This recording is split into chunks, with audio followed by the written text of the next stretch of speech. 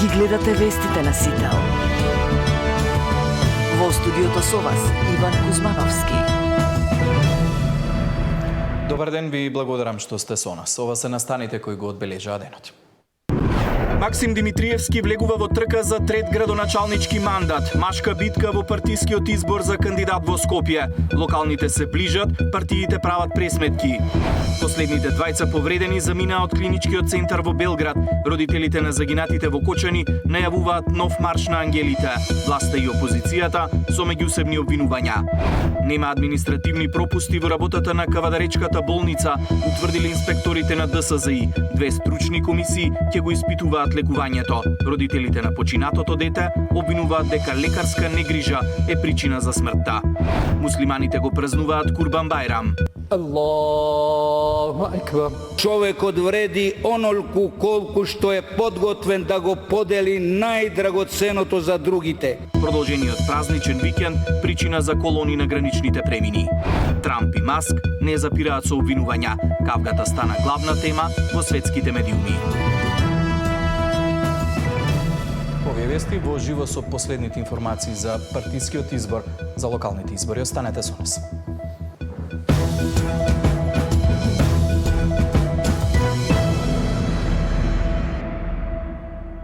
Распишувањето на локалните избори се ближи, но партиите се уште прават пресметки за клучните општини. И власта и опозицијата излегува со потврда само на дел од кандидатите. Денеска од ЗНАМ и официјално потврдија дека лидерот на движењето Максим Димитриевски ќе оди во трка за трет градоначалнички мандат. Колешката Катерина Нешкова ги има информациите, имаме во живо во овие вести. Катерина, кои се последните информации од партиските штабови и седишта и дали оваа информација од ЗНАМ е потврда на веќе договорен заеднички настап во Куманово? Па Иван, очигледно штом се потврдува името на Максим Димитриевски во Куманова, досега ВМРО ДПМН не излезе со сопствено име. Јасно е дека има некаков почетен договор помеѓу владините коалициски партнери за соработка и на локално ниво. Неизвестно е дали тој ќе биде во форма на владина формална коалиција или пак ќе биде во форма на меѓусебна поддршка со гласови. Од друга страна и од СДСМ велат дека ја потврдиле соработката и со заеднички советнички листи и кандидати за градоначалници со досегашните коалициски партнери, но се уште имаме се уште мал број на имиња кои што партијата ги откриваат како официјални кандидати за градоначалници кои што ќе настапуваат на следните локални избори. За тоа кои се е во трката и какви се партиските пресметки гледаме во прилогот. Актуелниот градоначалник на Куманово и лидер на ЗНАМ, Максим Димитриевски, и официјално е потврден како кандидат за нов градоначалнички мандат во овој град.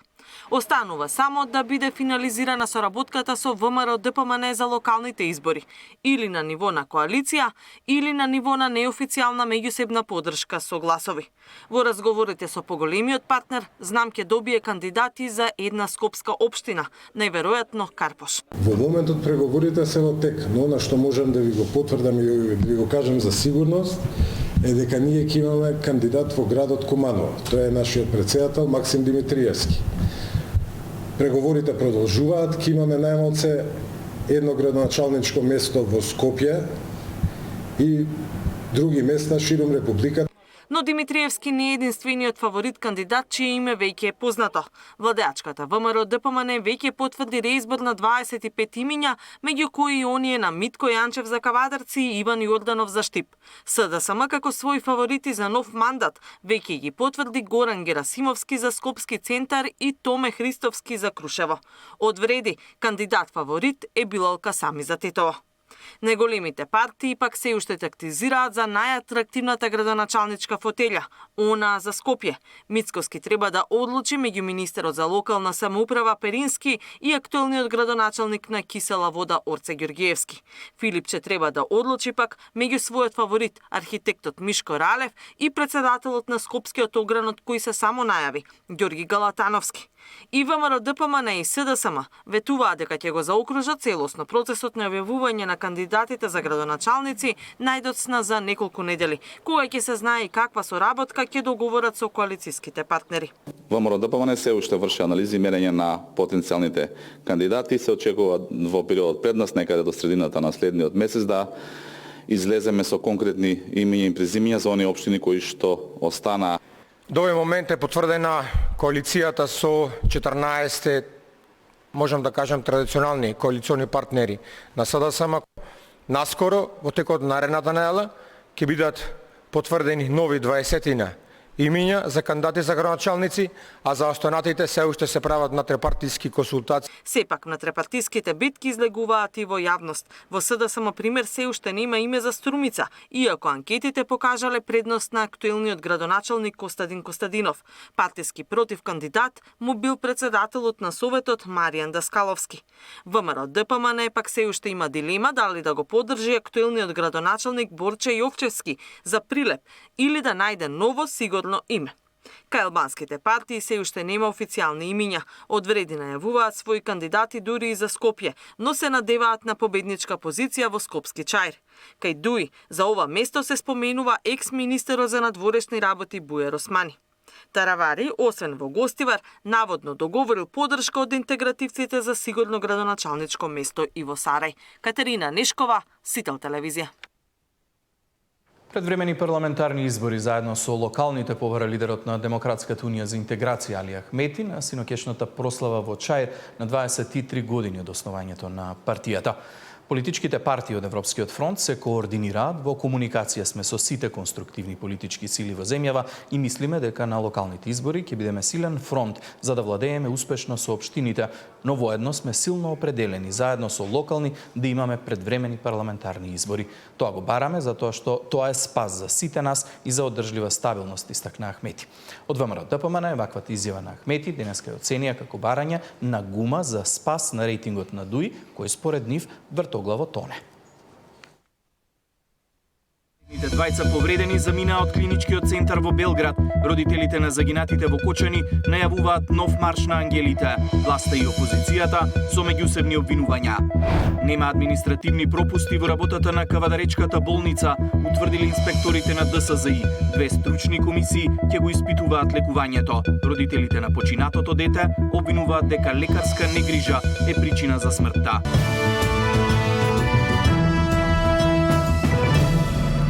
Поречиси 3 месеци поминати во болница, последните двајца пациенти од пожарот во Пулс денеска беа пуштени од клиничкиот центар во Белград. Ангела Бошковска од Скопје и Андреј Ѓоргиев од Кочани на возраст од 23 и 24 години. Лекувањето и негата ќе ја продолжат во Македонија. Како што јави дописникот на МИА од Белград, им се заблагодариле на лекарите на Универзитетскиот клинички центар во Белград за нивната грижа и посветеноста во процесот на опоравување. По трагедијата на 16 март, 17 пациенти од дискотеката Пулс беа итно пренесени на лекување во Универзитетскиот клинички центар во Белград. 5 од нив беа интубирани на механичка вентилација, а сите беа пренесени во тешка состојба со инхалациони повреди. Во моментов уште 5 пациенти се лекуваат во странство. Ја данас имам част и задоволство да се обавестим да данас отпуштамо последња 2 пациента кои су лечени у ургентном центру. Да само подсетим, 17 пациjenata primljeno je 16. i 17. marta tekuće godine. Oni su povređeni u požaru u diskoteci u Kočanima u Republici Severnoj Makedoniji. Svi su zbrinuti i lečeni u urgentnom centru. Ekipe su bile obostrane, znači mi smo dali hirurge i instrumentarke našu potporu, a urgentni centar je bio odgovoran za sve ostalo.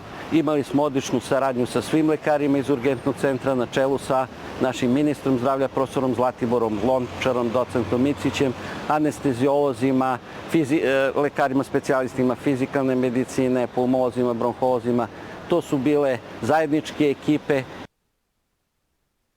Svi pacijenti koji su primljeni u urgentni centar, kliničkog centra Srbije su preživeli, uspešno lečeni, izlečeni i danas posljednji idu kući. Додека обвинителството го завршува подготвувањето на обвинителниот акт, партиите продолжуваат со меѓусебни обвинувања. СДСМ прашува дали фирмата од која била набавена пиротехниката која е користена во дискотеката Пулс е поврзана со ВМРО-ДПМН и дали тоа е дел од постапката. Владеачката партија пак им возврати дека за разлика од истрагата за модуларната болница во Тетово, таа за трагедијата во Кочани била сеопфатна и темелна. Додека се чека обвинителниот акт кој треба да покаже кој каква одговорност имал за пожарот во дискотеката Пулс, кој беше кобен за 62 животи, политичките партии продолжуваат со обвинувања што е испуштено во истрагата, а што е преземено по трагедијата. Од опозицијската СДСМ и денеска објавија нови информации кои според нив се избегнати во истрагата и најавија дека ќе ги достават до обвинителството. Денеска прашува дали има пријава во обвинителството за потеклото на пиротехниката поради која изгоре дискотеката, и ако има, зошто не е постапено по неа. Тврда дека фирмата за пиротехника била од блиското обкружување на премиерот Мицкоски. Зошто МВР на Панче Тошковски досега не испита кој нелегално во Македонија шверцува пиротехника и како пиротехничките средства завршиле во дискотеката Пулс кобната вечер.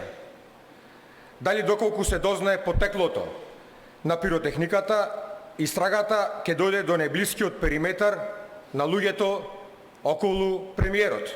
Од ВМРО-ДПМН пак велат дека не се води селективна истрага, како што според нив се водело со истрагата за модуларната болница во Тетово и обвини опозицијската партија дека злоупотребува трагедијата во Кочани.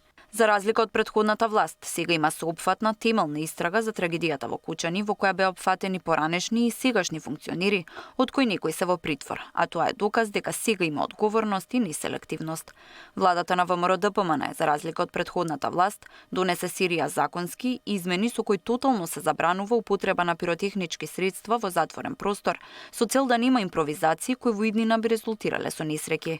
Санкциите за прекршување на оваа забрана драстично се зголемени, но исто така утврдена и строга одговорност за нелегално присуство на малолетници по полноќ во угостителски објекти со цел заштита на младата популација, велат од ВМРО-ДПМН. Пред една недела заврши истрагата на основното јавно обвинителство за 46 лица кои имаат поврзаност со пожарот во Пулс. Сите се товарат за тешки дела против општата сигурност. Во меѓувреме во обвинителството за гонење организиран криминал се уште трае истрагата за 14 полициски службеници.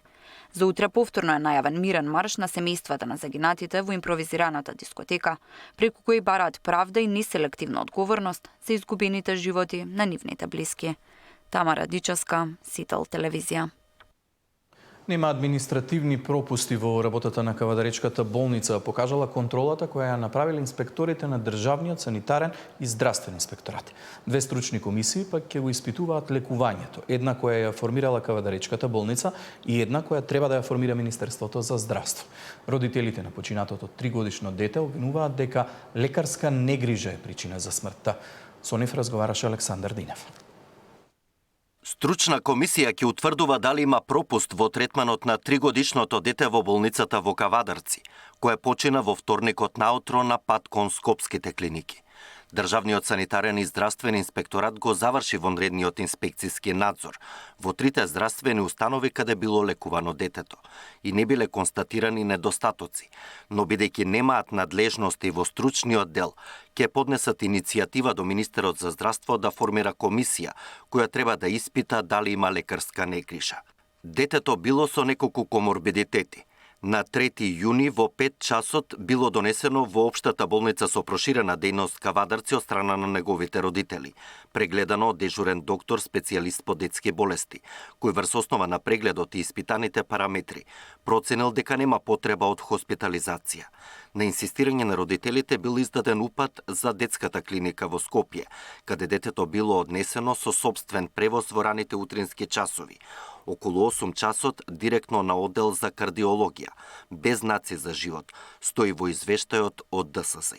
Таткото на починатото дете реагира дека неговиот син многу доцна бил однесен на детската клиника, како што тврди во влошена состојба и омалаксан уште во 3 часот, го однеле во болницата во Кавадарци. Иако инсистирал да го пратат веднаш со брза помош за Скопје, дежурната докторка по прегледот констатирала дека детето било добро и можеле да го носат со приватно возило. И викам, доктор, ве молам, значи дайте ми упутец за Скопје. Она мене ми одговори дека зашто ви најас упут за Скопје. Ето ви е добро. Ама докторке, ве молам, значи детето кај мене немам никој своја кола, јас се молам препуштени брза помош. Господине, вие не ме разбирате мене, веќе кажав јас. Значи имате, барете си приватен превоз за стигнете во Скопје. Детето се е во ред со него. Викам, ја пред дете го провери, дето се е во ред. Викам, докторке, ве молам сварно, дај ве молам, пуштени брза помош, ве молам. Дето не ми јарно, не може да стигнем до Скопје, дето само нема лаксано. Господине, вие мене ме разбирате или па не ме разбирате? Дали ме разбирате ви мене? Значи, брза помош не можам да ви пуштам јас. Значи, треба да има основ. Значи, ви рекол дека во Скопје ќе си одите со приватен превоз. Потоа таткото замолил пријател со неговото возило да го однесат детето во Скопје, но како што тврди, повеќе од 2 часа изгубиле во чекање. Кога тргнале во 6:30 кај Велес, состојбата на детенцето драстично се влошила и покрај реанимацијата на детската клиника, лекарите не успеале да го вратат во живот. Од болницата во Кавадарци информираат дека и тие го испитуваат случајот. Формирале комисија од 3 лекари, кои треба да утврдат дали има одговорност на здравствените работници кои учествувале во лекувањето на пациентот. Семејството најави дека правдата ќе ја бараат и на суд. Александар Динев, Сител телевизија.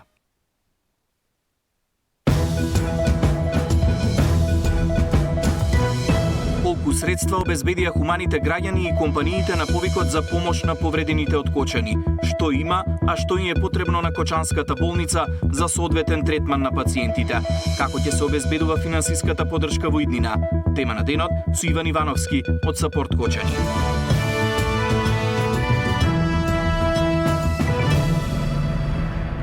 Муслиманите денеска го слават Курбан Бајрам, најзначајниот празник во исламскиот верски календар по Рамазанскиот Бајрам. За да го одбележат овој празник, муслиманите принесуваат жртва Курбан, која символизира приближување кон Бога. Поглаварот на исламската верска заедница во утринската молитва ги повика верниците во овие тешки времиња да покажат единство и почит кон сите. Курбан Бајрам е израз на непоколеблива верба за жртвување на се, па дури и на најскопоценото заради Аллах, за да се покаже во пракса дека љубовта и посветеноста кон неговата величина се над се. Институцијата на Курбанот е конкретен израз на разбирање дека нема големи дела без големи напори и жртви и дека човекот вреди онолку колку што е подготвен да го подели најдрагоценото за другите. Затоа Курбан Бајрам не е само ден на славење, туку е празник кој го учи верникот да биде дарежлив, да го облагородува духот и срцето, да учествува во големи дела. Во време на големи предизвици, овој празник не подсетува на неопходноста да се работи на елиминирање на проблемите со кои се суочува човештвото, да се искорени сиромаштијата и да се донесе спокој и благодет во животот. Денеска е неработен ден и за православните христијани, петок пред големиот празник Духовен ден. Продолжениот празничен викенд пак е причина за километарски колони на граничните премини. Утрото најголема фреквенција имаше на Богородица. За 24 часа, според податоците на МВР, околу 20.000 патници заминале за Грција, а повеќе од половината биле македонски државјани. Речиси ист проток на патници имало и на Блаце кон Косово. Продолжениот викенд повторно ја зголеми фреквенцијата на граничните премини. Голем број македонски граѓани слободните денови за Духовден одлучија да ги поминат надвор од државата. Вообичаено, најмногу се патува кон туристичките центри во соседна Грција. Ова го потврдуваат и бројките од најголемиот граничен премин Богородица, каде за 24 часа на излез биле регистрирани околу 19.000 патници, кои од Македонија се упатиле кон јужниот сосед. Од нив близу 12.000 се македонски државјани. На граничниот премин Богородица од вчера од 10 часот до денеска до 10 часот влез во државата оствариле 1862 македонски државјани, а излез оствариле 11.495 македонски државјани. Што се однесува до странските државјани, влез во нашата држава оствариле 4.644, а 7.526 ја напуштиле нашата држава. Зголемена фреквенција е забележена и на северната граница. На граничниот премин Блац, последното деноноќие, во двата правци на влез и излез од државата, биле евидентирани над 18.800 патници. На граничниот премин Блаце од вчера од 10 часот до денеска до 10 часот влез во државата оствариле 2538 македонски државјани, а излез оствариле 3631 македонски државјани. Што се однесува до странските државјани, влез во нашата држава оствариле 8264, а ја напуштиле државата 4387. Од Министерството за внатрешни работи информираа дека во функција се ставени сите човечки и технички капацитети за да се забрза протокот на патници, при тоа запазувајќи ги сите пропишани гранични проверки и безбедносни процедури. Зоран Ѓоргиев за Сител телевизија. Бизнис конфедерацијата очекува оперативниот план за вработување да го намали бројот на работници на црно. Мерките почнуваат со примена од понеделник. Доцна донесениот оперативен план за вработување е причина што голем број лица работат на црно. Вака од Бизнис конфедерацијата ја коментираат бројката од 90.000 неформално вработени, од кои 10.000 се само за 3 месеци. Очекуваат од понеделник, кога ќе почнат да се спроведуваат мерките, овие лица да влезат во системот на легално вработени. Но дел од нив се и приматели на социјална помош или други надоместоци, кои за да не ја изгубат помошта работат на црно. Затоа бараат измени и во овој дел. Мораме да конечно да разграничиме помеѓу социјалната помош и поволностите кои ги имаат невработените како социјална помош, остануваат постојано во континуитет невработени, запишани како невработени, а од друга страна работат на црно или во сивата економија и прават дупла штета и во социјалните придонеси и во социјалните фондови, меѓутоа исто така и создаваат и нелојална конкуренција. Статистиката вчера објави рекорден пад на невработеност. Во првиот квартал изнесува 11,7%. Бројките покажуваат дека работници има се помалку, а од друга страна законот е ригорозен и пријавувањето и одјавувањето не е баш лесно. Ние мораме да знаеме дека мора да станеме оперативни и дека во Берово на некое сечење на дрва, дека ќе треба, бидејќи го опфаќа и секторот шумарство и земјоделие, дека во истиот момент можеме да го пријавиме тој работник во моментот додека не врне. Кога ќе заврне, ќе го одјавиме. Дека да испратиме и порака на оние кои го подготвуваат оперативниот систем, дека тоа така треба да функционира, да биде достапно, да биде апликативно и одјавувањето и пријавувањето да биде во моментот додека ни треба работникот. Односно, бидејќи јас настапувам во име на работодавачите, исто така и работникот треба да знае колку време ќе работи за тоа да побара пари. Инаку оперативниот план за вработување владата го донесе крајот на мај, а заинтересираните ќе можат да аплицираат за мерките од 9 јуни. Се очекува да бидат опфатени 16.000 невработени, меѓу кои лица со попреченост, кои ќе добијат финансиска помош до 7.000 евра за да започнат свој бизнис. За ова намена државата издвои 40 милиони евра. Наташа Мерсовска, Сител телевизија.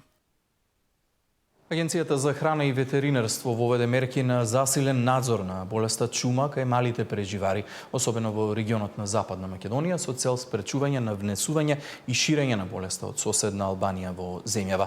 Од АХВ посочуваат дека е засилена контролата на движењето и транспортот на животни од видовите овци и кози.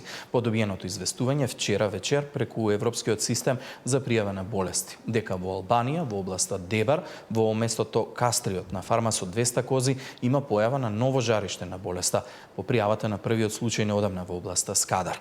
АХВ донесе решение за забрана за увоз и транзит на живи, домашни и диви мали преживари, семе, јајцеклетки и ембриони од домашни и диви мали преживари, месо од домашни и диви мали преживари, производи и преработки од месо од домашни и диви мали преживари, млеко и производи од млеко и како и нус производи од домашни и диви мали преживари во Македонија од Република Албанија со цел спречување на можноста за ширење на болеста.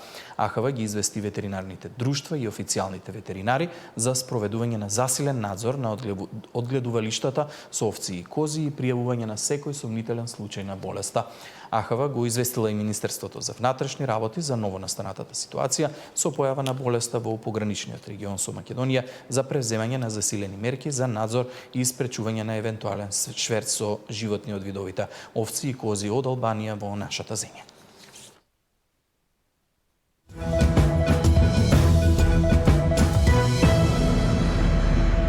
По продолжение блог вести од светот.